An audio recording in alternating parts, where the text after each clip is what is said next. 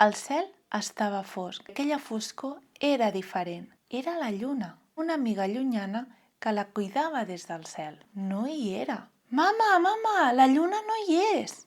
Si la lluna no tornava, ella la buscaria. Benvinguts! Soc l'Anna de Santiago i avui us explicaré la història de la lluna perduda.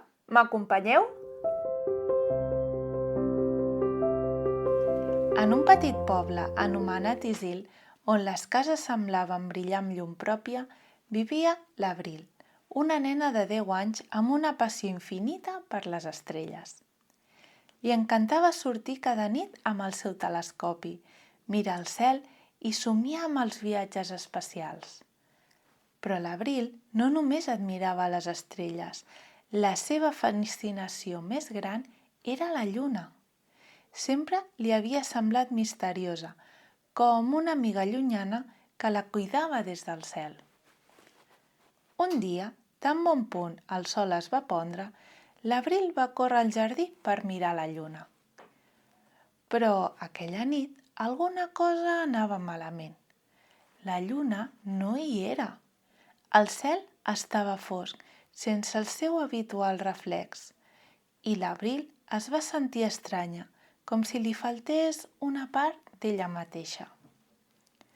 Va córrer cap a casa preocupada. «Mama, mama, la lluna no hi és!» La seva mare va somriure i li va acariciar els cabells. «Abril, la lluna sempre hi és.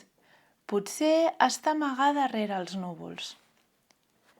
Però l'Abril sabia que no era així. Havia passat moltes nits mirant el cel i aquella foscor era diferent. Alguna cosa no quadrava. Aquella nit, l'Abril no va poder dormir. La idea que la lluna hagués desaparegut la tenia intrigada i preocupada. Finalment, es va aixecar del llit, va agafar la seva llanterna i el seu quadern d'astronomia i va decidir investigar-ho. Si la lluna no tornava, ella la buscaria. Es va endinsar al bosc que hi havia darrere de casa seva. Tot estava molt fosc i només el so dels grills trencava el silenci. L'Abril avançava amb pas decidit, però el cor li bategava molt i molt fort. Què podia haver passat amb la lluna?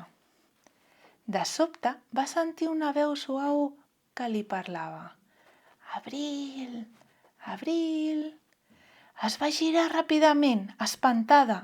Davant seu hi havia una figura brillant, una espècie de fada feta amb llum platejada.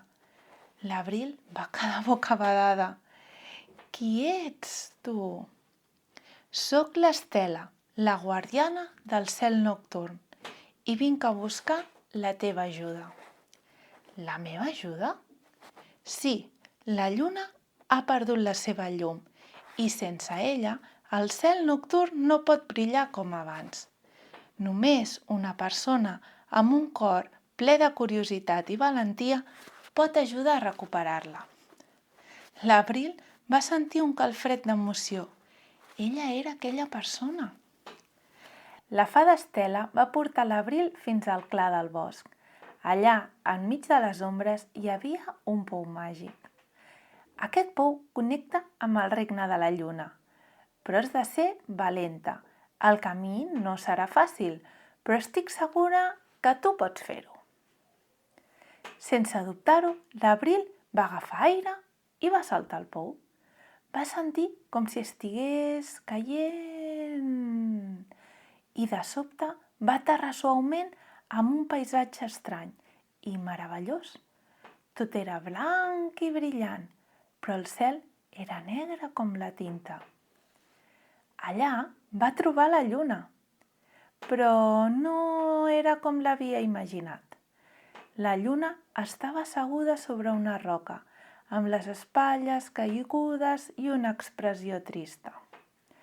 Semblava petita i apagada, com si li haguessin robat tota la força. L'Abril li va preguntar tímidament. «Hola, qui ets la lluna?» La lluna va aixecar la mirada sorpresa. «Sí, sóc jo, però no tinc la meva llum. M'he esgotat de tant brillar cada nit. Ningú s'adona de la meva feina. Ningú aprecia la meva llum. Així que he decidit amagar-me. L'Abril va sentir una punxada al cor. Entenia com se sentia la lluna. De vegades també se sentia invisible, com si ningú s'adonés dels seus esforços o somnis. Així que li va dir: «Però la teva llum és important. Sense tu, el cel està trist. Tothom et necessita, encara que no sempre t'ho diguem».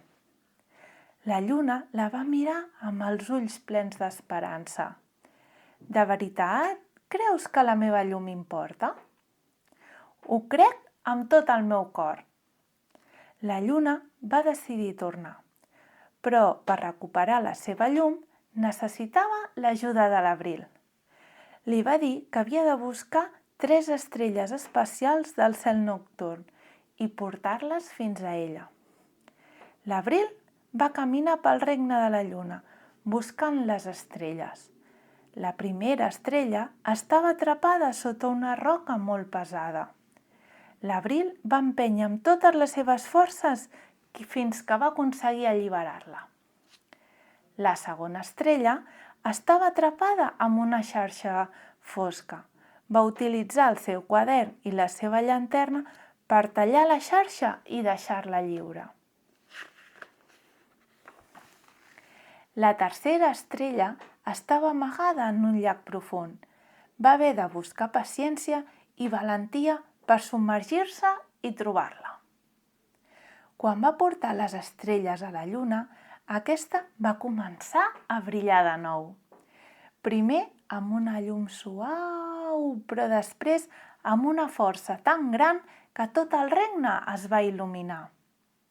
La lluna, agraïda, va prometre a l'Abril que mai més deixaria d'il·luminar el cel i, com a mostra de la seva gratitud, va regalar-li una petita estrella perquè l'acompanyés sempre que ho necessités. Quan l'Abril va tornar al seu poble, el cel tornava a estar ple de llum. Aquella nit, mirant la lluna des de la finestra, va pensar: «Tots tenim una llum especial». I és així com acaba el conte d'avui. Moltes gràcies per acompanyar-nos.